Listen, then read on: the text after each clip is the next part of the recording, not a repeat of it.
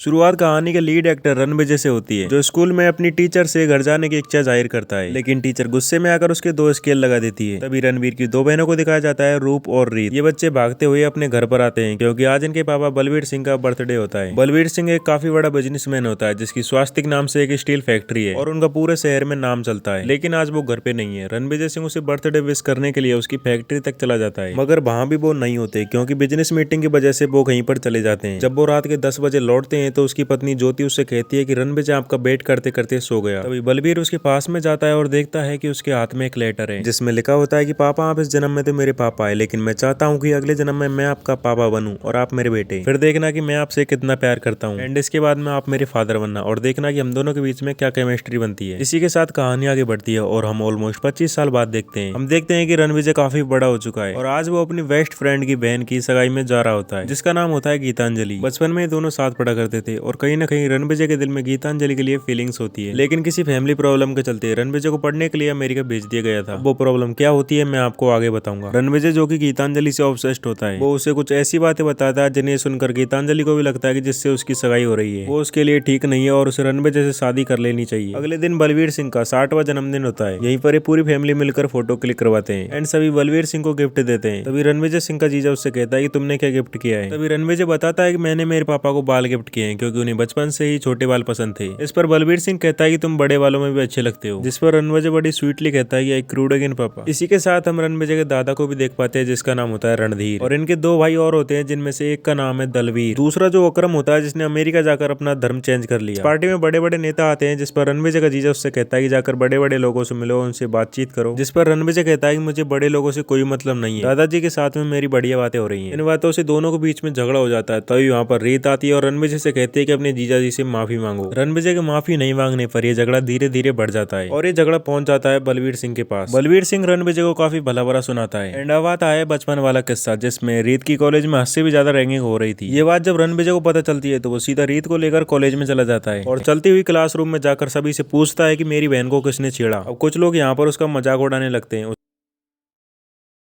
सीधा जाता है और क्लासरूम में गन लेकर आता है, जिससे क्लास में बैठे सभी के सभी डरने लगते हैं और कहते हैं कि वो लोग आज कॉलेज नहीं आए, वो आएंगे तो हम आपको बता देंगे। यहाँ से रणविजय अपनी बहन को लेकर जाने लगता है तो रास्ते में उसे 22 बंदे मिल जाते हैं। यहाँ पर रणविजय को इतना गुस्सा आता है कि वो अपनी गाड़ी से उनकी बाइक को टक्कर मार देता है। ये बात जब बलवीर सिंह को पता लगती है तो वो रणविजय को काफी मारते हैं और उससे कहता है क्या तुम टेररिस्ट हो जो क्लास में गन लेकर गए थे? लोगों को धमकाने और मारने से तुम हीरो नहीं बन जाओगे? रणविजय कहता है कि आपकी बहन के साथ में ऐसा होता तो आप क्या करते? इसके बाद झगड़ा काफी ज्यादा बढ़ जाता है और बलवीर सिंह उसे पढ़ने के लिए अमेरिका भेज देता है। प्रेजेंट डे में भी इनके बीच में ऐसी सिचुएशन क्रिएट हो जाती है जिस पर रणविजय कहता है कि मैं अभी जा रहा हूँ अमेरिका वापस। जैसे ही वो वहां से निकलता है तो उसके सामने गीतांजलि आ जाती है, जिसे रणविजय ने एक दिन पहले ये कहा था कि बंदर और बंदरिया जंगल में कैसे शादी करते हैं और बंदरिया अपने पार्टनर को कैसे चुनती है। ये बात गीतांजलि को बहुत पसंद आती है, इसलिए वो रणविजय से शादी करने के लिए यहाँ पर आ जाती है। रणविजय अपनी होने वाली वाइफ यानी गीतांजलि को अपनी फैमिली से मिलवाने के लिए ले जाता है और उसके बाद सीधा पहुंचता है गीतांजलि की फैमिली के सामने। वो सब इनसे इनकी केमिस्ट्री एक्सप्लेन करने के लिए कहते हैं, तो ये दोनों एक दूसरे को किस करके सब कुछ एक्सप्लेन कर देते हैं कि इनके बीच में क्या है। इसके बाद रणविजय गीतांजलि को लेकर अपने प्राइवेट जेट से अमेरिका के लिए निकल जाता है। जाते टाइम इन दोनों के बीच में प्लेन में काफी कुछ होता है। अब मुझे इसके बारे में कुछ ज्यादा बताने की जरूरत नहीं है क्योंकि आप समझ ही चुके होंगे। वहां जाकर ये दोनों एक दूसरे से शादी कर लेते हैं, जिसके बाद कहानी आगे बढ़ती है और हमें सीधे 8 साल बाद दिखाया जाता है। फिर हम एक एनिमल को देखते हैं जिसके मन में काफी ज्यादा गुस्सा भरा होता है और वो सीधा कंपनी में पहुंचता है अपने बॉडीगार्ड्स के साथ और वहां जाकर अपने जीजाजी यानी वरुण को मार देता है। यहाँ पर काफी सारे लोग होते हैं, जिनमें एक होता है असरार उल हक, जिसको काफी ज्यादा गुस्सा आता है लेकिन वो कुछ भी नहीं कर पाता, बट उसके मन में कुछ चल रहा था वो मैं आपको आगे बताऊंगा। जिसके बाद हम रणविजय को देखते हैं जो अपनी टीम के साथ होता है। एक्चुअली ये बॉडीगार्ड होते हैं, वो उसके कजन भाई होते हैं। जैसे ये रणविजय के मर्डर करने की बात गीतांजलि को पता लगती है तो वो अपने बच्चों को वापस अमेरिका ले जाना चाहती थी। अब ये यहाँ पर मर्डर क्यों हुआ और ये लोग 8 साल बाद इंडिया वापस क्यों आए, इसकी एक बैक स्टोरी दिखाई जाती है। तो होता यह है कि जब बलवीर सिंह एक दिन गोल्फ खेल रहे होते हैं तो उन्हें कोई गन चलाकर 2 गोली मार देता है, लेकिन ये पता नहीं चलता कि वो हमला किसने करवाया। ये बात जब रणविजय को पता लगती है तो वो अपनी फैमिली के साथ तुरंत इंडिया जाता है। यहाँ पर आकर वो अपनी फैमिली से मिलता है और अपने पापा से बातचीत करने लगता है। बलवीर सिंह कहता है कि जब मुझे पहली गोली लगी तो मुझे तुम्हारी याद आई। मैं जानता हूँ कि अभी तक जो मैंने तुम्हारे साथ किया है वो बिल्कुल भी अच्छा नहीं था। यहाँ पर रणविजय की मुलाकात मिश्र अंकल से होती है, जो बताता है कि बलवीर सिंह पर ऐसे जानलेवा हमले कई बार हो चुके हैं और बहुत सारे वर्करों ने कंपनी में काम करना भी छोड़ दिया है। ये सुनकर रणविजय खुद वर्करों के कपड़े पहनकर सीधा कंपनी में पहुंचता है। वहाँ पर ये सभी को विश्वास दिलाता है कि मैं अपने पापा के कातिल का गला अपने हाथों से नहीं काट देता, तब तक चैन से नहीं बैठूंगा। और रही पापा की बात तो वो 3 महीने बाद आपके सामने होंगे। रणविजय को ये मालूम होता है कि नॉर्मल गार्ड्स के होते हुए पापा पर हमला हुआ था। उनको बचाने के लिए ऐसे लोगों की जरूरत है जो किसी की जान ले भी सकते हैं तो अपनी जान दे भी सकते हैं। तो वो सीधा पहुंच जाता है अपने दादाजी के भाई यानी दलवीर सिंह के पास। उनसे जाकर कहता है कि मुझे पापा को बचाने के लिए अपने भाइयों की जरूरत है ताकि मैं अपने पापा के कातिलों को ढूंढकर मार सकूं। पहले तो वो जाने से मना कर देते हैं, लेकिन उनके दादाजी के कहने पर वो एक बार में ही मान जाते हैं और कातिल को ढूंढने की कोशिश करते हैं। अब अगली बार हमला ना हो इसके लिए वो बलवीर का क्लोन बनाकर रखते हैं, जिससे बलवीर सिंह का बिहेवियर और वो कैसे उठता बैठता है उसे सब कुछ सिखाया जाता है। वरुण जब उसे मिलने के लिए आता है तो उस क्लोन को वो भी नहीं पहचान पाता। जब वो क्लोन अपने परिवार से मिलने के लिए अपने घर पर जा रहा होता है, जब रास्ते में असरार, जिसको हमने पहले वाले सीन में देखा था, वो अपने गुंडों को लाकर उस क्लोन पर धनाधन गोलियां बरसा देते हैं। उसे ये सोचकर मार देता है कि ये बलवीर सिंह है। ये खबर तुरंत ही बलवीर सिंह और उसकी फैमिली के पास में पहुंच जाती है। वरुण जब असली बलवीर को देखता है तो वो एकदम चौंक जाता है और असरार को फोन करके कहता है जिसको तुमने मारा वो बलवीर का क्लोन था और असली बलवीर अभी जिंदा है और तू उसे रणविजय के होते नहीं मार सकता। जिस पर असरार कहता है कि तुम बलवीर सिंह को मारो, मैं रणविजय को देख लूंगा। लेकिन कैसे न कैसे करके ये बात रणविजय तक पहुंच जाती है। और जो थोड़ी देर पहले हमने जो सीन देखा था जिसमें एनिमल यानी रणविजय सिंह अपने भाइयों के साथ जाकर वरुण को मार देता है, अब रणविजय को मालूम होता है कि असरार के लोग उसे मारने के लिए उसके पीछे आएंगे, इसलिए वो उन्हें मारने के लिए एक बड़ी सी गन का ऑर्डर दे देता है। अब असरार जो कि खुद एक बिजनेसमैन है और वो चाहता है कि बलवीर सिंह की कंपनी स्वास्थ्य को किसी तरह हथियाया जाए एंड उसके पास काफी बड़ी गुंडों की फौज भी है। ये इन्फॉर्मेशन जैसे ही रणविजय को लगती है तो वो ऐसी गन तैयार करवाता है जिसकी इमेजिनेशन दिल्ली में, मैन्युफैक्चरिंग थी बेंगलोर में, असेंबलिंग थी महाराष्ट्र में, यानी कि पूरी की पूरी मेड इन इंडिया। फ्रेडी जो उस गन को लेकर आया था वो कहता है कि इस गन को चलाते टाइम अपनी चड्डी पहन कर रखना और ऐसा नहीं किया तो नीचे का सामान खराब हो सकता है। लेकिन आज रणविजय चड्डी पहन कर नहीं आता क्योंकि उसकी चड्डी में इचिंग वगैरह हो रही थी और तभी वहां पर गुंडे पहुंच जाते हैं। फ्रेडी जो गन की डिलीवरी करने के लिए आया था वो अपनी चड्डी निकाल कर रणविजय को दे देता है। उसके बाद वहां पर आए 300 लोगों को रणविजय उस गन से बहुत ही गंदे तरीके से मारने लगता है। अब यहाँ पर रणविजय असरार के साथ में उन सभी को मार तो देता है, लेकिन कुछ लोग रणविजय को गोली मार देते हैं और इसके बाद में सीन शिफ्ट होता है सीधा हॉस्पिटल में, जहाँ पर उसके सुनने समझने की शक्ति अब खत्म हो चुकी है और वो 14 दिन से कोमा में पड़ा होता है। डॉक्टर कहते हैं कि इसके पास अब ज्यादा दिन नहीं बचे हैं, इसे हार्ट डोनर की जरूरत पड़ेगी एंड फाइनली कुछ ही दिनों बाद उन्हें एक हार्ट डोनर भी मिल जाता है, जिसके बाद घर में एक लंबी आयु की पूजा की जाती है क्योंकि रणविजय ने ठान लिया था कि वो तो अब दुश्मनों को मार के ही मरेगा और ये पता लगाएगा कि असरार के पीछे किसका हाथ है। लेकिन उसे ठीक होने में कम से कम 3-4 महीने का टाइम लगता है और इसी बीच हम उसकी फैटी पर्सनैलिटी को भी देखते हैं, जो कि एकदम थोर लग रहा था वो भी मोटा वाला। फाइनली वो अपनी बॉडी को 3 महीनों में रिकवर कर लेता है और वो इस टाइम पर गार्डन में नंगा होकर घूमने लगता है। फैमिली वाले सोचने लगते हैं कि कहीं ये पागल तो नहीं हो गया। उसके कजन वायु से इस तरह फिट देखकर हवा में फायर करने लगते हैं। इसके बाद सीन शिफ्ट होता है स्कॉटलैंड में, जहाँ पर हम असरार के भाई अबरार को देख पाते हैं जो कि बोल नहीं सकता और उसका भाई आबिद उल हक इसका ट्रांसलेटर है। और आज अबरार की तीसरी शादी होने वाली होती है। तभी उसे एक आदमी से खबर आती है कि इंडिया में असरार को किसी ने मार दिया है। यहाँ पर अबरार गुस्से में आकर खबर देने वाले आदमी को ही मार देता है। अब ये दोनों भाई मिलकर प्लान बनाते हैं कि हमें किस तरह स्वास्थ्य की स्टील फैक्ट्री को निस्तेनाबूद करना है। यहाँ पर अबरार को इतना ज्यादा गुस्सा आता है कि वो सभी के सामने अपनी होने वाली बीवी के साथ में वो सब कुछ करता है जिसके बारे में आप सोच भी नहीं सकते। अब सीन शिफ्ट होता है इंडिया में और रणविजय का जो हार्ट डोनर था वो जोया का फियोंसे था और वो उससे मिलने के लिए आती है और उसे बता दिया कि तुम्हें जो दिल मिला है वो मेरे फियोंसे का था। रणविजय उससे कहता है कि जब भी तुम्हें उसके दिल को महसूस करना हो तो तुम मेरे पास आ सकती हो। इनफैक्ट वो उसे रहने के लिए अपने दादाजी के घर में जगह भी दे देता है। इसी बीच इन दोनों के बीच में काफी इंटीमेसी भी होती है। ये बात जब गीतांजलि को पता लगती है तो वो रणविजय को छोड़ने की बात कहती है। फिर यहाँ पर रणविजय कहता है कि ये मेरे प्लान का हिस्सा है, जब तक मेरे पापा के कातिल का पता नहीं लग जाता तब तक ये सब कुछ चलता रहेगा। यहीं पर ही गीतांजलि रणविजय से कहती है कि तुम्हारा पिता के लिए प्यार रोग नहीं जोग है। अगले दिन फिर से रणविजय जोया के पास में पहुंच जाता है। वहाँ पर रोल्स रॉयल के मैनेजर को बुलवाता है और उससे कहता है कि मुझे लब बाइट के कलर की रोल्स रॉयल चाहिए। कुछ टाइम बाद में वो उस कार की डिलीवरी भी कर देते हैं एंड वो जैसे उस कार के पास में जाते हैं तो उसमें एक बड़ा सा ब्लास्ट होता है। जोया को इस पर काफी ज्यादा टेंशन होती है, जिस पर रणविजय कहता है कि तुम मेरी एक तरह से वाइफ हो और हम ये सब छोड़कर कहीं दूर जाकर एक दूसरे से शादी कर लेंगे। तभी जोया कहती है कि मैंने अभी तक तुमसे झूठ ही बोला है क्योंकि मैं डबल एजेंट बनकर काम कर रही थी। मुझे तुम्हारे पास अबरार नहीं भेजा है ताकि तुम्हारी सारी इन्फॉर्मेशन मैं उस तक पहुंचा सकूं। उन्होंने ये सारी इन्फॉर्मेशन के जरिए तुम्हारा एक क्लोन बनवाया है। तुम्हें ऑलरेडी जान से मार के तुम्हारी फैमिली में उस क्लोन को भेजा जाएगा और वो एक एक करके तुम्हारी पूरी फैमिली को खत्म कर देगा। रणविजय जोया से कहता है कि वो ब्लास्ट सिर्फ तेरा मुंह खुलवाने के लिए था, मुझे पहले ही दिन से पता था कि तू कौन है। इसके बाद रणविजय अपनी गाड़ी लेकर सीधा स्कॉटलैंड पहुंच जाता है। जाते टाइम गीतांजलि से कह के जाता है कि मुझे नहीं पता कि मैं जिंदा वापस लौटूंगा या नहीं, लेकिन तुम शादी मत करना। अब बारी आती है दोनों के बीच फाइट करने की, जहाँ पर बॉबी देओल यानी अबरार उसे भी मारना चाहता है, लेकिन उसका भाई आबिद उससे कहता है कि अभी रणविजय बहुत ही गुस्से में है और उसके पास आदमियों की फौज भी है, वो तुम्हें जान से मार देगा, इसलिए अच्छा यही होगा कि हम यहाँ से किसी तरह निकल जाएं। और वो एक प्लेन में बैठकर वहां से निकलने लगते हैं। लेकिन तभी वहां पर एनिमल यानी रणविजय अपने भाइयों के साथ में वहां पर पहुंच जाता है, जहाँ पर दोनों के बीच में भयंकर फाइट होने लगती है। रणविजय अपने आदमियों से कहता है कि मैं उसे अकेला ही मारूंगा। इनके बीच में लगातार 2 घंटे तक फाइट चलती रहती है। दोनों दोनों ही एक दूसरे से बराबर की टक्कर लेते हैं। काफी मारपीट होने के बाद में रणविजय अबरार से कहता है कि ये लड़ाई और दुश्मनी को मैं यहीं पर रोक दूंगा, क्या तू भी सब कुछ बुलाकर रुक जाएगा? तब आबिद कहता है कि मेरा भाई बोल नहीं सकता। तभी रणविजय के कजिन भाइयों में से एक कहता है कि मेरा भाई सुन नहीं सकता। तभी बॉबी देओल यानी अबरार रुकने के बजाय रणविजय को और गुस्सा दिलाता है एंड उसे पकड़ने के लिए भी बोलता है। इस सिचुएशन पर रणविजय को काफी गुस्सा आता है और वो अबरार का अपने हाथों से गला काट देता है और यहीं पर उसके द्वारा ली गई शपथ पूरी हो जाती है। खुशी से दौड़ता हुआ रणविजय अपने घर पर आता है और अपने पापा से कहता है कि मैंने आपके कातिल को मार दिया, अब हॉलीडे के लिए आप मेरे साथ अमेरिका चलिए, वहां पर आपको कोई भी खतरा नहीं होगा। बलवीर रणविजय से कहता है कि तुमने ये सब इसलिए किया क्योंकि तुम अंदर से एक क्रिमिनल हो। तब रणविजय कहता है कि आपको एक एक्टिंग करनी है जिसमें आपको पापा पापा कहना है। बलवीर ऐसा ही करता है और उसके बाद में रणविजय कहता है सुनाई दे रहा है, बेरा नहीं हूं मैं। कुल मिलाकर एंड में बलवीर को समझ में आ जाता है कि फैमिली की इंपॉर्टेंस क्या है। इसके बाद रणविजय अमेरिका ना जाकर सभी के साथ में हंसी खुशी रहने लगता है। लेकिन सबसे बड़ा ट्विस्ट आता है इस मूवी के एंड में, जहां हम अबरार के छोटे भाई अजीज को देखते हैं जिसने रणविजय से सेम टू सेम खुद को क्लोन करवा लिया था, जिससे वो रियल में रणविजय ही लग रहा था। फिर वो जोया से पूछता है कि क्या मेरा फेस, हाथ पैर और ये भी क्या रणविजय जैसा लग रहा है? एंड यहाँ पर अजीज रणविजय के दो कजिन भाइयों को उठाकर ले आता है और बड़ी बेरहमी से उन दोनों को काट कर रख देता है। इसके बाद एक लोगो आता है एनिमल पार्क यानी एनिमल पार्ट 2 का। इस खतरनाक सस्पेंस के साथ इस मूवी का एंड यहीं पर हो जाता है। आप कमेंट करके बताओ कि आपको ये मूवी और इसमें आपको बेस्ट चीज क्या लगी। तब तक मिलते हैं नेक्स्ट वीडियो में। Good bye.